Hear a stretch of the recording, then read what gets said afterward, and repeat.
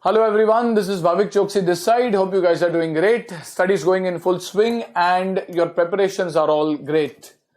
So today's video is a short discussion about the paper 2, Strategic Financial Management mock test papers of November 2020 for new syllabus. So we would be discussing the weightage between theory and practicals, the topics from which questions have been asked, and most importantly, the new questions which I would recommend that you should go through, considering that you have gone through your SFM properly in your first read or the second reading, as the case may be. Okay, so the new questions that we should go through is the important part, and weightage and the overall analysis to be done quickly. Okay, so this paper, like every other paper in the past, has a mix of theory and practical. In SFM, you would definitely get some theory as well.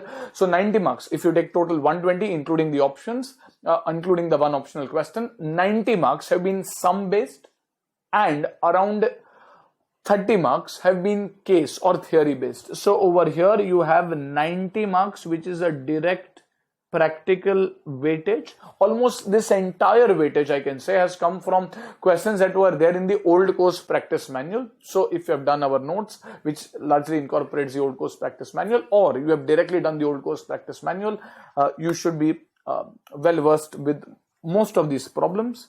Theory weightage is around 30 marks. So when we look at 30 marks over here, the typical chapters that you would definitely expect, like securitization, like startup finance, like risk management, have all received weightage over here. So it's a fairly predictable paper. The institute has kind of covered almost every topic that is there in your index. In terms of your weightage from the practical topics, the big weightage has come from portfolio management as well as foreign exchange, followed by derivatives, as expected. So there's no surprises over here. Portfolio taking up to 20 marks, foreign exchange around 18 marks, and derivatives around 12 marks. So this would incorporate close to 40 marks of your paper, 50 marks of your paper. Just these three topics would incorporate 50 marks. Apart from that, interest rate risk management, one of the most dreaded topics, has one direct question for an overnight index swap that was asked. Interest rate risk management, mutual funds, simple question, mergers, acquisition, security analysis and valuation. Also a fairly straightforward question, and corporate valuation, which had an EVA, economic value added question.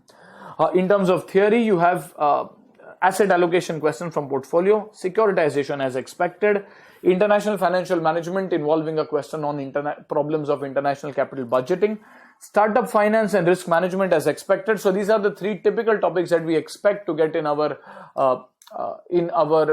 exams, and these are the topics that have come. So there's no surprises over here. In terms of your question wise weightage, what I've done is I've kind of given the source for a similar question that you can find in the ICAI material. I've taken the primary point of reference as the old course PM because there are really good problems. Yes, you are in the new syllabus, but I'm very sure that you would be aware that old course practice manual is a very good source for practicing for at least the common topics. So I've taken the reference point as the old course PM. If I don't find it in the old course PM, we have taken some other MTP, RTP or other questions. So there are certain questions which would be there in the old course PM as well as the new course study material. I've not given multiple references. I've just given one reference to a primary material, that is the old course PM. Okay, so over here, question 1A is on interest risk management. This was an overnight index swap. This is very similar to the question that is there in your new course study material, as well as question number 61. I've given the reference of the old course PM. You would have definitely gone through this.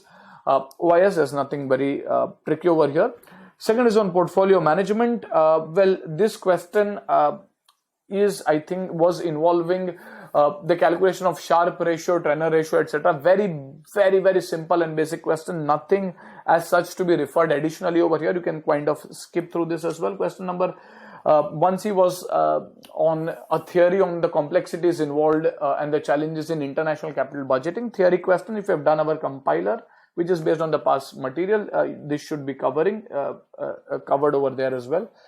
Question number 2A is on foreign exchange management. This is a question on Nostro and Vostro account. One question which is there in your new study material, question 1, or the old PM, the last question. So that was on Swiss francs. This is on British pounds, and almost similar question. Question 2B is a good question. If you have not done the practice manual as such, then you can refer this. It has a couple of interesting adjustments. But if you have done the old course practice manual, this is a copy paste question from there. So that way question 2A is a good question, but I guess if you have done the old course PM, you would have covered this over here as well. So this can be a good question. Question 2C, again on sustainable growth, something which has been asked in the past as well, also part of compiler, a theory question.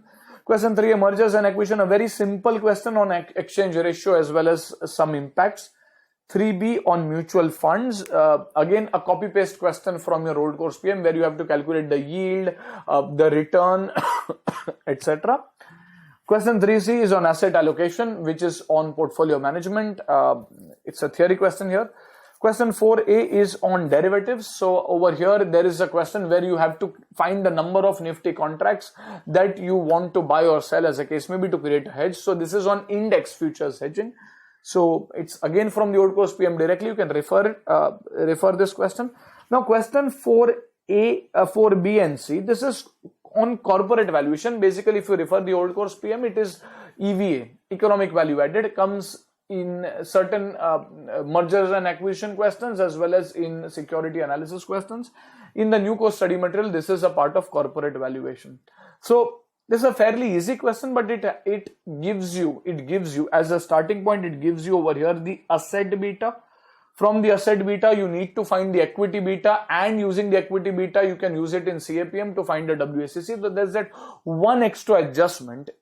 It's a simple question. I've written that it's a different question, but it is simple. This is EVA, which is calculated as NOPAT minus the WACC into the invested capital.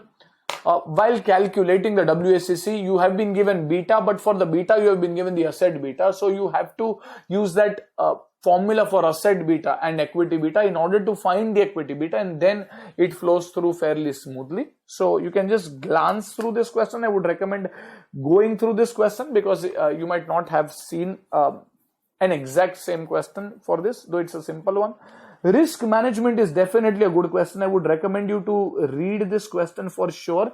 Now, this is actually a theory question. You have been given quite a big case. It's approximately half a page case study. So, I mean, some students might say it's a practical question. Some students might say it's a theory question. I believe it's a theory one. You have to identify the risks that are faced by a particular company. Based on the facts and circumstances, the exchange risk, the political risk, etc.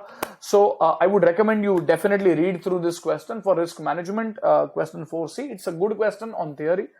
So just read this and keep it to rest. Question 5A, portfolio management, calculating standard deviation and return. Securitization as expected, theory on problems in the Indian scenario. Question 5C, I think, was angel investors. Again, expected question. All of these are a part of our compiler as well. Or if you have gone through the study material or past institute references, you should find that over there. Question number 6, I guess I've seen this somewhere in the past exams, but nevertheless, it's not directly there in the old course practice manual or study material as such directly. So this involves let us say a prepaying or let us say lagging and use. I mean, it's a good question. I would definitely recommend you to refer this as well if you have not done this earlier. So question 6A is also interesting, not very difficult, but it's a good question. You can refer this.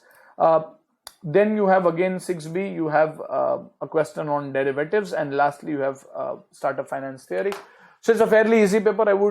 All in all, I would say it's a fairly easy paper, though SFM papers lately have had few tricky adjustments in your main exams. So study everything properly. We will also have videos for the study plans and revisions in the coming few days and weeks. But nevertheless, over here, go through these 2 or 3 questions at least in the mock test paper. In any case, we recommend you at least write one paper so that you are aware of your writing speed and how do you manage the 15 minutes reading time, etc. So mock test papers are as such good. Or one past exam paper should also suffice. So I think that should be it. A fairly easy, a fairly simple mock test paper. Apart from these 2 or 3 questions that I've highlighted, if you have done the old course PM or the class notes properly, you would not need to revise significantly more. Okay, chalo then. Thank you very much. Wish you all the very best. Goodbye. See you soon.